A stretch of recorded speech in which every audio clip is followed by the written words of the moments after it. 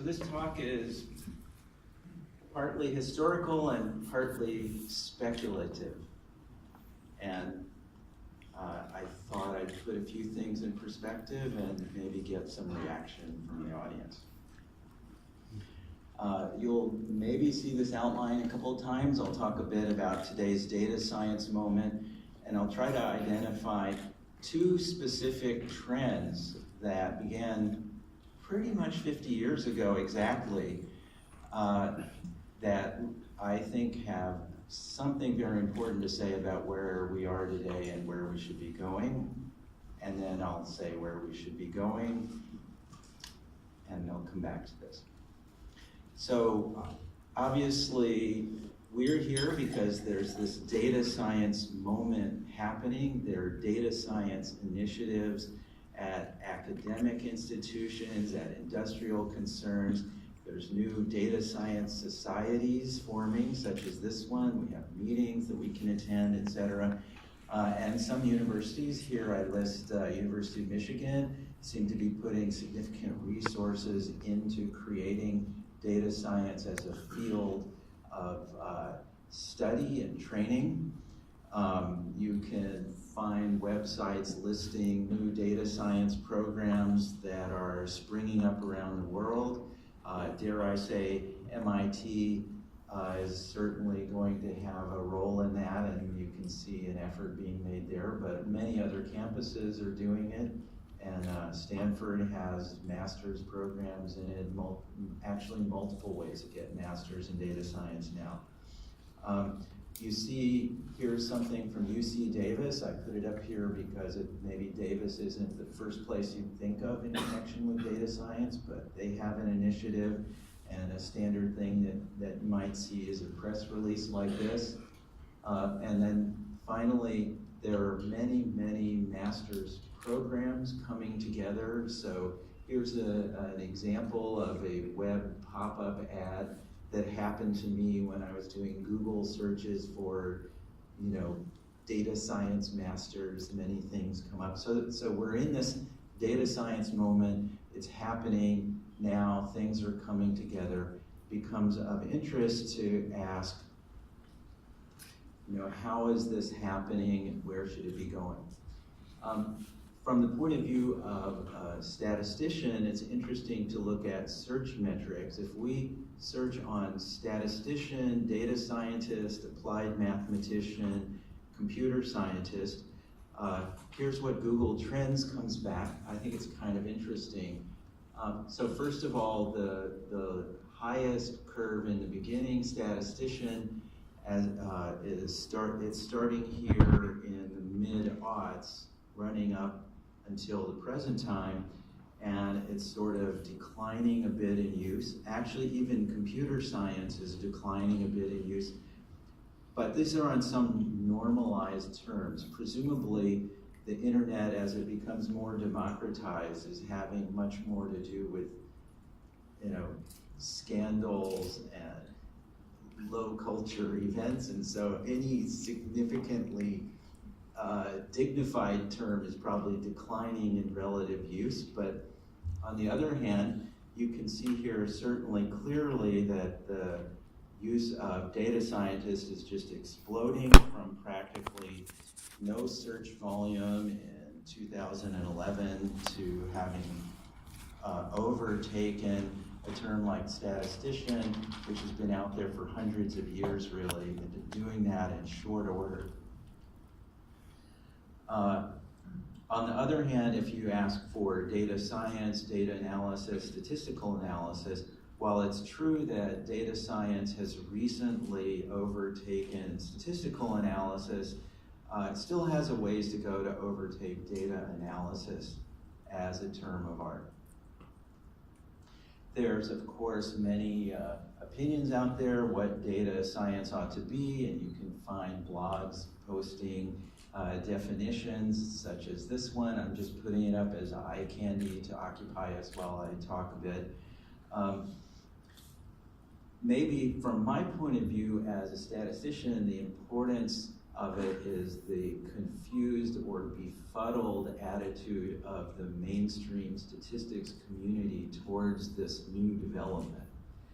Namely, if you look in any opinion pieces that have been written by statisticians over the last few years, you'll come again and again and again to the question of, what is this? This is some kind of rebranding of statistics. It's not really different, et cetera, et cetera. So the statistics community has had a confused response, except perhaps Hadley Wickham's response, which I'll quote again in a moment. So, for example, the president of the ASA, Marie Davidian, has a column here in Amstat News, "Aren't we data science?" The president of the Institute of Math Stat, Bin Yu, has "Let us own data science." And Hadley Wickham, who's one of the originators of many fundamental core packages for the R package, which is very heavily used in data science, responds to all of these by saying statistics is part of data science, but at the same time, most academic statistics departments are at grave risk of becoming irrelevant. Attempting to claim that data science is just statistics makes statisticians look out of touch. So the point that I'd like to make is there's a lot of groping going on out there and not the Donald Trump kind, sorry, to try to grasp what this new concept is and where it's headed. Statisticians, it's a profession of people who've been doing data analysis and supporting the scientific method for a long time, are genuinely confused and bewildered by this. And so part of this talk should be viewed as a statistician's attempt to formalize where things have been going. I have written an article called 50 Years of Data Science, which you can find by Googling. It doesn't, it never was supposed to get out. It's based on a talk I gave at the centennial of John Tukey's birth at Princeton, but some people tweeted it somehow and it became known. Eventually I'm going to publish it after taking into account the many, many comments on this article that I've seen. What I'd like to do is now mention some things that occur in that paper. The paper goes at much greater length with many, many citations about the points that I'm going to make. And I'm going to emphasize first the data analysis movement that began 50 years ago, and secondly, the prediction challenges movement, and how I view those are somehow the right core to understand where we are and where we're going. There was a crisis in the 1960s in academic statistics, and there was also a crisis in the 1960s in a particular area of machine translation. I'm going to trace where we are to those two crises. In the 1960s, the problem for statistics was simply that everything had settled down, that the way to get somewhere in the world of statistics was to write a mathematical paper with theorems and proofs that could appear in the annals of statistics. Applications work was not something that was called for because it was so slow and painstaking at the time. What you could do was efficiently prove and write articles and get them published in the annals of statistics.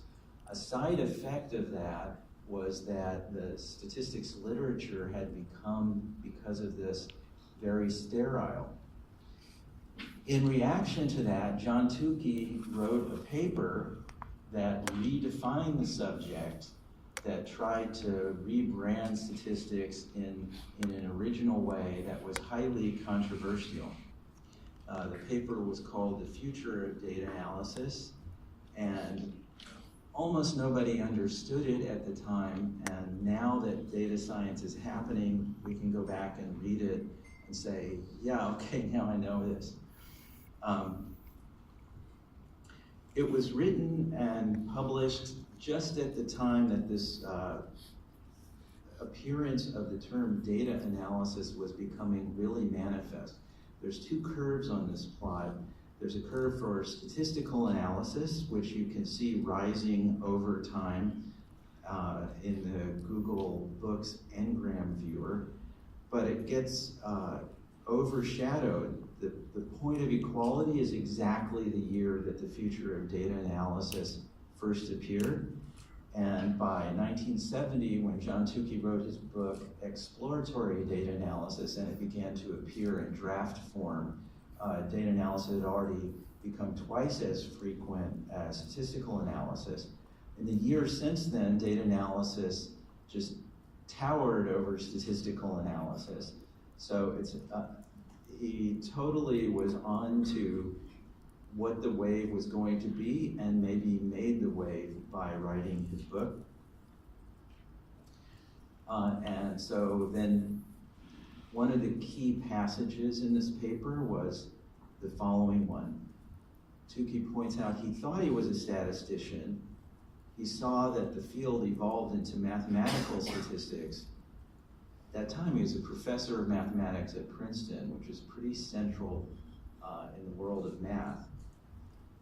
The mathematization of the subject caused him to wonder and to doubt whether this was all for the best. He realized that what he really cared about was data analysis, procedures for analyzing data, techniques for interpreting the results of such procedures, planning, the gathering, and so on and so forth. Anything that had to do with analyzing data. He looked at the activity of data analysis in this paper and decided it is basically a science. That's what it resembles more than anything else. And mathematics is not a science, and there's going to be a schism. This has got to break off from this mathematical approach. We've got to have a new field and activity, and it's got to be founded on scientific grounds. Then he isolated some of the components that were important to go to make up this activity. Certainly you did need some traditional theoretical statistics in order to have procedures and to understand some of their properties. But number two was computers and display devices. Okay, that's been happening big time. Ever larger bodies of data, and the proliferation to more and more fields where they're quantifying things. All of those things have been working out over the ensuing 50 years. Now, there were people working with John at Bell Labs. So John was at Princeton as a mathematician, but he was also a vice president for research at Bell Labs, which was, in those days, a crown jewel of American science and technology.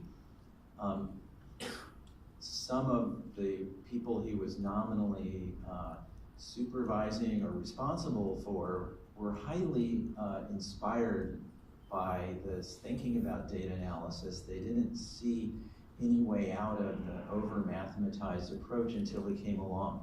One of those is John Chambers, who was founder of the S system, which is now today morphed into R, the open source version of S with some syntactic modifications.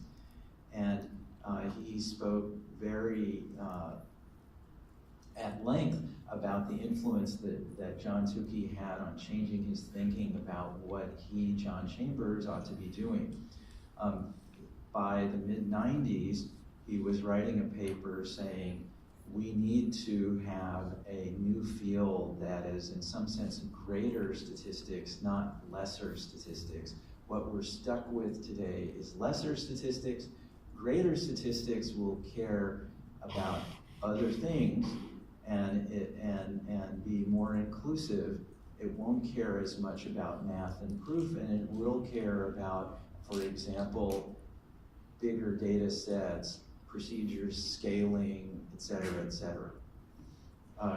Another Bell Labs colleague, Bill Cleveland, who's written many papers and books on graphics, another interest of John Tukey's. Then in the early aughts, came up with the term data science, and in fact wrote out a short but concise plan of how statistics departments needed to change to become data science departments. And I think it's a correct document in many ways, but you know, as we know, things have turned out differently. So the data analysis theme that John Tukey began led over the years to people recognizing more and more that there was something larger than statistics. Also led technically to the development of things coming out of the statistics community, but that are fundamental to data science. And I would include the R package, the community of people who develop methodology and then publish their work in R and make it available through an open source archive on CRAN, and you know, all the implications that has had for the thousands and thousands of published papers that use those methods every year and then develop new methods and publish them that way. The next theme I'd like to put out there so I can link together later, it has to do with prediction challenges. And the story there comes with another important figure from Bell Labs, J.R. Pierce, who was an information theorist and administrator at Bell Labs. Pierce and Tukey knew each other, and in fact, they served together on the President's Commission on Science and Technology.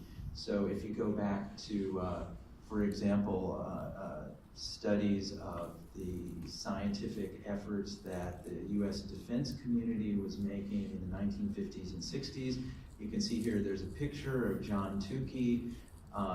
There's also, you know, stories in there about John Tukey's contributions on the science panel, John Pierce's contributions. So there was a lot going on at those times trying to figure out where science and technology should go. And just like John Tukey was responding to a crisis, Pierce was also responding to a crisis. The specific crisis that Pierce was addressing is that he was called in to analyze the results of all the defense spending on machine translation that was being put forward. The Department of Defense was spending a lot on trying to, in some way, process text and translate from one language to another. Pierce made a very extensive study of all of these expenditures, many of which were going to universities with fancy names, and he came away with the idea that it was all just complete garbage. So here's a quote from his report. I mean, this appeared in print in public. We are safe in asserting that speech recognition is attractive to money. The attraction is perhaps similar to the attraction of schemes for turning water into gasoline, extracting gold from the sea, so on and so on. To sell suckers, one uses deceit and offers glamour. It's clear that glamour and any deceit in the field of speech recognition blind the takers of funds as much as they blind the givers of funds. Thus we may pity workers whom we cannot respect. Pretty strong words. He goes on to say, most recognizers behave not like scientists, but like mad inventors or untrustworthy engineers. The typical recognizer gets into his head that he can solve the problem. The basis is either individual inspiration, the mad inventor source of knowledge, or acceptance of untested schemes or rules. The typical recognizer builds or programs an elaborate system that either does very little or flops in an obscure way. No simple, clear, sure knowledge is gained. The work has been an experience, not an experiment. Basically, Pierce killed the field of machine translation. For 15 years after this report, there was no government funding. It was dead. And his critique was, there are a bunch of charlatans, they're not scientists, maybe they were scientists at one point, their reliance on glamour and deceit, their lack of a scientific approach made it impossible for any funds going to these people to have any beneficial effect. Okay, so very strong. On the side, IBM had a speech group that wasn't dependent on funding from the government, and that was doing work for years and years, and they adopted a scheme in the mid-'80s called by the mid-'80s they've been using it some, but they put it forward as something that the government could adopt and it would work. And it was called the Common Task Framework, in an important summary by Mark Lieberman, who's an expert in language research.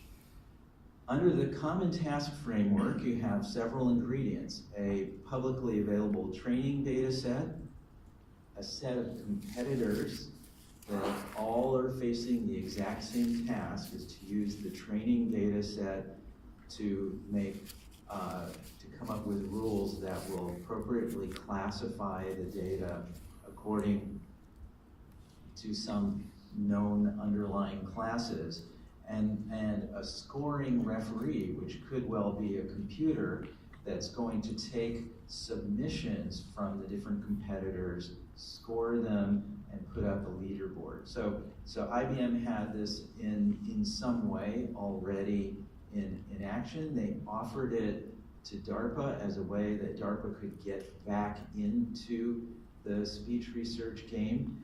And we recognize, of course, here that this is precisely what we would today call, say, Kaggle or the Netflix challenge.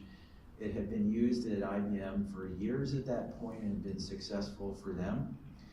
Once it was adopted, suddenly work in speech and machine translation and so on started to become successful. So here's a graph from the mid-aughts that traces the error rate in various prediction challenges that were developed by DARPA.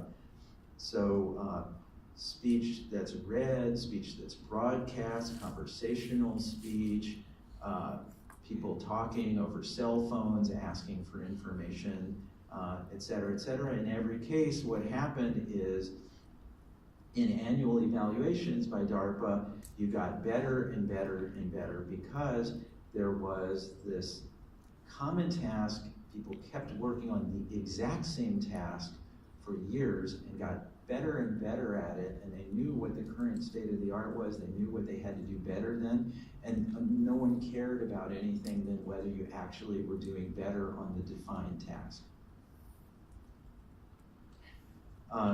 A great thing about the Common Task Framework is that there's a certain kind of a rush that researchers got by doing it. If they got a little 1% blip in performance improvement, that would be huge. That would be like a career statement, that you got a 1% reduction in error rate. And people could think of ways they could do it. They could submit lots and lots of proposed improvements and look at the leaderboard and see themselves moving up in the board and so on and so forth. And a kind of gold rush mentality ensued, where the gold was your position on the leaderboard, et cetera, et cetera. And really you could harness people to work very, very hard on these incremental tasks that maybe an academic might not imagine could be so compelling, because if you haven't seen it in operation, you don't understand the hormonal need that people have to be able to one-up other people. So here's there's a beautiful series of photographs by Sebastião Salgado of a gold mine in Brazil, showing people who've come from all over the world to work in the muck and mud, filling up little sacks with what might have gold in them. And professors even, dropping everything to go into this remote state in Brazil. This happened years ago, but it's all extensively documented.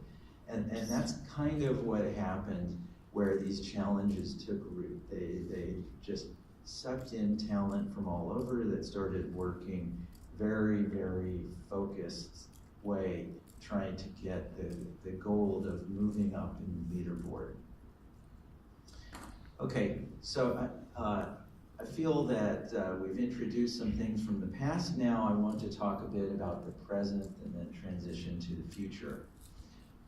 There is, at the moment, let's say, an accepted standard data science curriculum, which is sort of defining the field. And I've chosen one particular one here, but I think many others would be a functional equivalent of this, maybe with different words in one place or another. This is from the School of Information at Berkeley. The faculty there, importantly, are not statisticians, like they're not from the statistics department, they're not from EE, et cetera, et cetera. They're associated with the School of Information, or in fact, even in social sciences.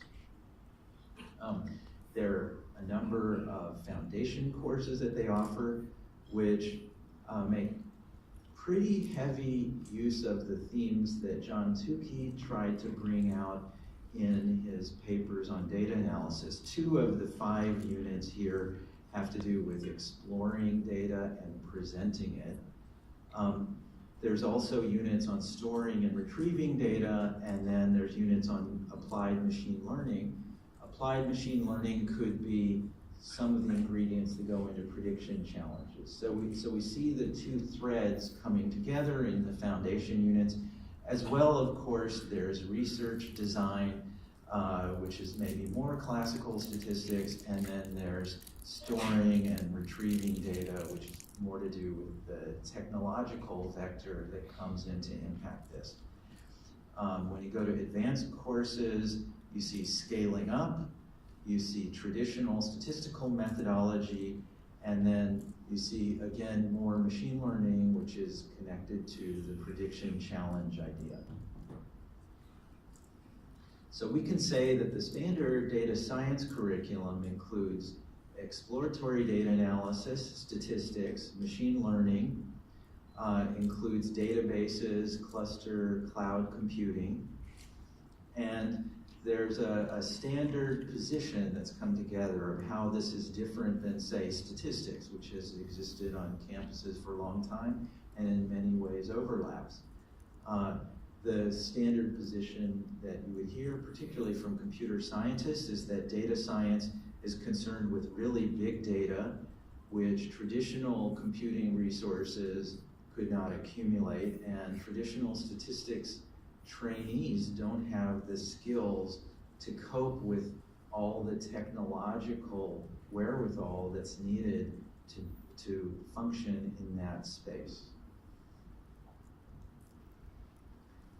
So at this point in the talk, we've mentioned some of the different things that are coming together here. We've got the theme of data analysis, we've got the theme of the Common Task Framework, we've got today's master's curriculum, which I'll pejoratively label lesser data science, taking a note from John Chambers, and then some as yet unknown thing of greater data science, which is,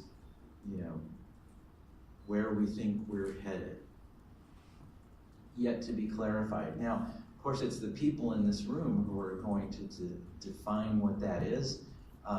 Far be it from me to foretell the future exactly, but what I'd like to bring in is something you may not have thought of, but that concerns me greatly, which I would like to see as part of data science in the future, and that would really make data science a greater field. What I feel is missing in some of the discussions of data science that I've seen today is that we've got these recently emergent phenomena. Some of them are in technology. So, for example, the R project gives us massively distributed, sort of a hive mind, creating all sorts of new algorithms for analyzing data, making them available, sharing algorithms and knowledge of how to apply them. Coming out of the Common Task Framework, we've got prediction challenges that are becoming more and more easy to pose, participate in.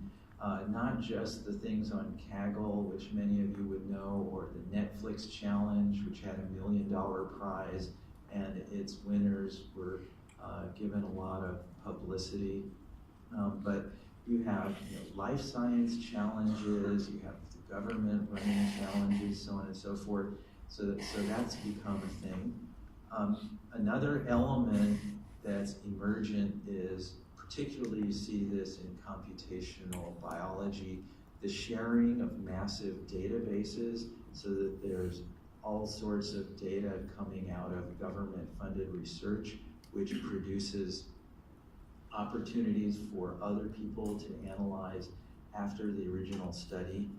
And then finally, a movement towards reproducible computational research, where it's no longer